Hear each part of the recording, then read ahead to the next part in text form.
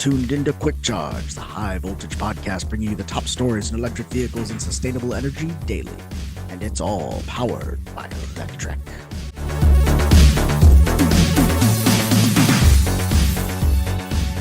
Welcome to today's episode of Quick Charge. It's June 13th, 2024, and I'm your host, Joe Boris. The big news today has to be Tesla. Tesla's latest shareholder meeting is scheduled for later on today, and we're going to watch Elon's victory lap live.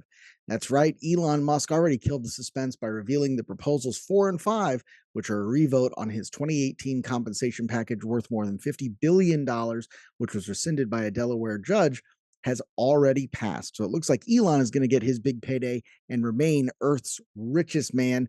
And if you're a fan of Elon Musk, that's got to be great news. If you're a fan of Tesla, if you think that Tesla is Elon and Elon is Tesla, obviously this is going to be good news for you guys.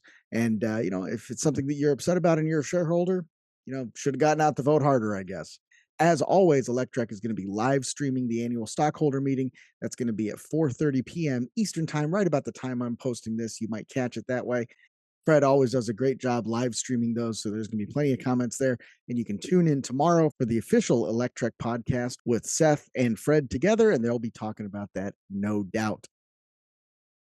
Moving on from Tesla, Ford enables all of its dealers to sell EVs, bringing 90% of Americans within reach of an electric vehicle. Now, this is huge news because Ford courted a lot of controversy with its dealers, upset a lot of people within its dealerships by launching this program called Model E. Model E was a plan that Ford had to enable some of its dealers to sell EVs if they wanted to, but it would also require that they put in hundreds of thousands of dollars in DC fast charging, spend another $100,000 or more training their sales and service staff on how to deal with EVs and be able to answer questions correctly and confidently. Now, after a lot of dealers complained about that, and obviously a lot more dealers signed up and effectively paid for all those upgrades, Marin Jaja, COO of Ford Model E, told Electrek on a media briefing Thursday that it's officially sunsetting the Model E program. All Ford dealers will now be able to sell and service EVs. Opening its network means that more than 90% of Americans will live within 25 miles of a Ford dealership that can sell or service its electric vehicle. Now, I want to read another paragraph from this story that I think is important. I think we need to spend some time talking about.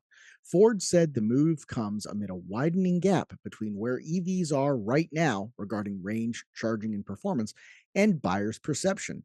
By introducing a simple, hassle-free way of selling EVs, Ford believes it can help close that gap. Now, this is incredibly critical. I was talking to a group of people yesterday, and we were trying to figure out what vehicles we should bring, or rather what manufacturers we should invite to an electric drive event here in the city of Chicago. And I made the comment that we should bring some Tesla Model 3s and some Tesla Model Ys. These are obviously the best-selling EVs in the world. The Model Y is the best-selling car of any kind in the world. So I thought it should be represented whenever we're talking about EVs. Tesla obviously should be represented. The response that I got back was that it would be nicer to bring some cars that people can actually afford. These are people that are in the industry, that are in the space, and they still have this mindset that a Tesla is an expensive car, that it's a premium car. I don't want to say nothing could be further from the truth because that makes it sound like Tesla products are subpar.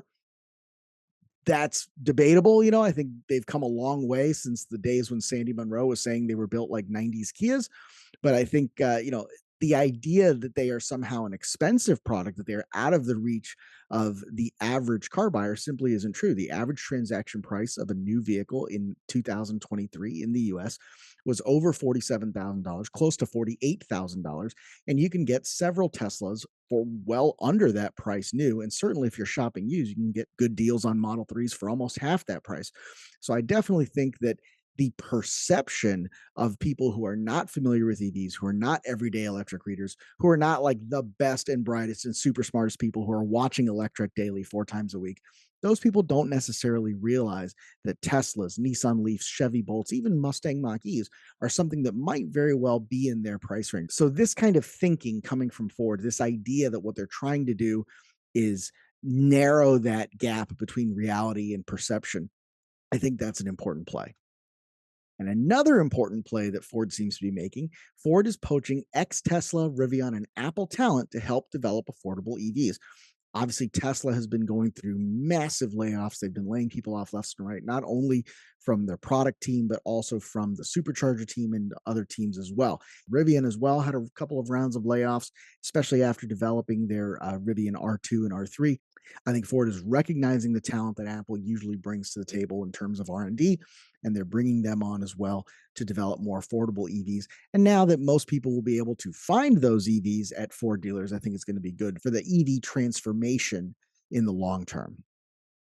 Now, another company that's trying to focus on affordable EVs, Stellantis, made a big announcement at the Stellantis investor meeting. Jeep is launching an electric Renegade for under $25,000. Now, $25,000 seems to be the sweet spot that Jeep is going for. During that meeting, Jeep announced several vehicles. They're talking about a new mid-size utility vehicle, probably something in that Cherokee range that Jeep is known for, a Jeep Recon, which is a little bit smaller, five passenger, obviously the Wagoneer S, which is Jeep's first all electric premium SUV in the US. But again, the really interesting thing here is that smaller Renegade. Renegade obviously is the entry level model in the US, that under $25,000 BEV variant. Quoting Stellantis CEO Carlos Tavares, if you ask me what is an affordable BEV, I would say 20,000 euros in Europe and 25,000 in the US. In the same way we brought the $20,000 Euro Citroen EC3, you will have a $25,000 Jeep very soon. Now, we've seen Stellantis do this a couple of times where they take a European model like the Alfa Romeo and they bring it into the US. And they try to sell it through their Chrysler, Dodge, Jeep stores. We've seen that with the Dodge Hornet as well. So these are very similar vehicles, similar engineering.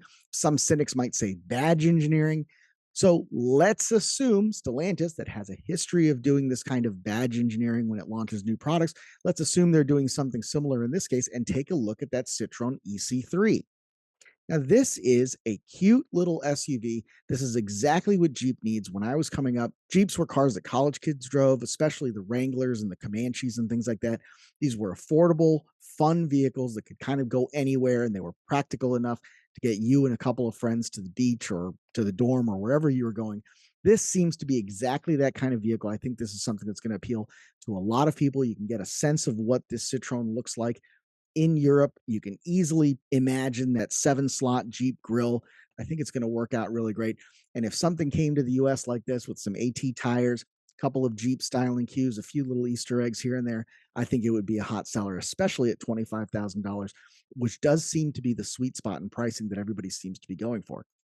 Now, Honda, however, thinks that the sweet spot is different. They're not looking necessarily at the price of the vehicle.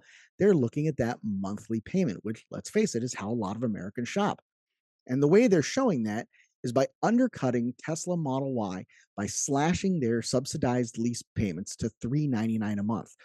Now, this is big news because people who are walking into a Honda dealership to buy a vehicle are probably payment shoppers. And they might look to a salesperson and say, I have a budget of about 400, 450 a month. What can I get into? They may believe, like those people that I referenced earlier, that Teslas and electric vehicles are out of reach and maybe something they're curious about. The newest, hottest Honda on the floor, that Chevy built Prologue, is now available for $399 a month. If you are a suburban dealer, you're crazy not to show that car. You're crazy not to at least put that out there as an option for that Honda buyer that's looking for something a little bit different, who wants something new, technologically forward thinking. This is a great option for them.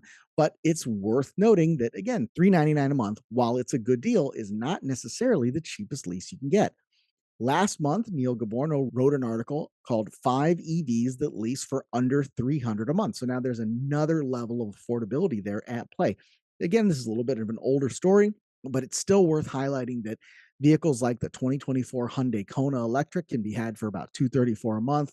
Subaru Solterra in that 240 to 329 range, depending on model year.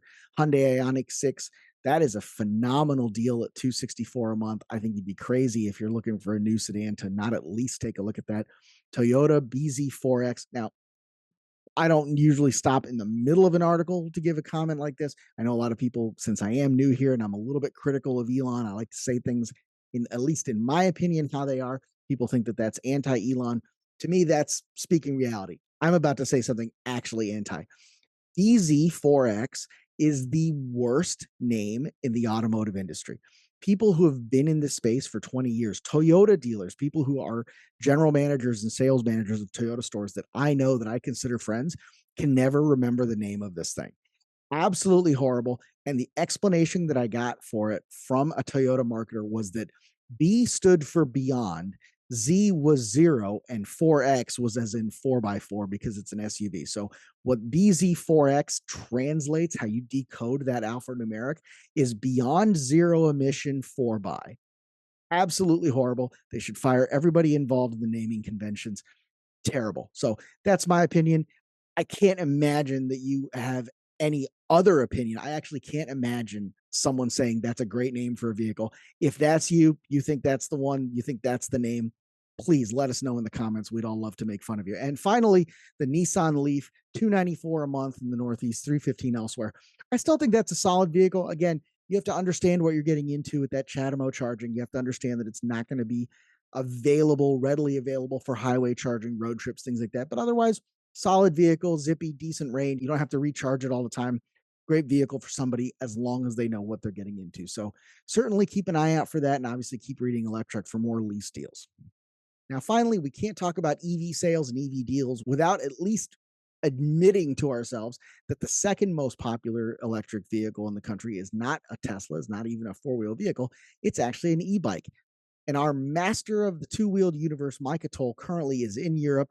He is at the Micromobility Conference there, and he's checking out all kinds of new scooters, bikes, and different ways to get around modern urban cityscapes on two wheels.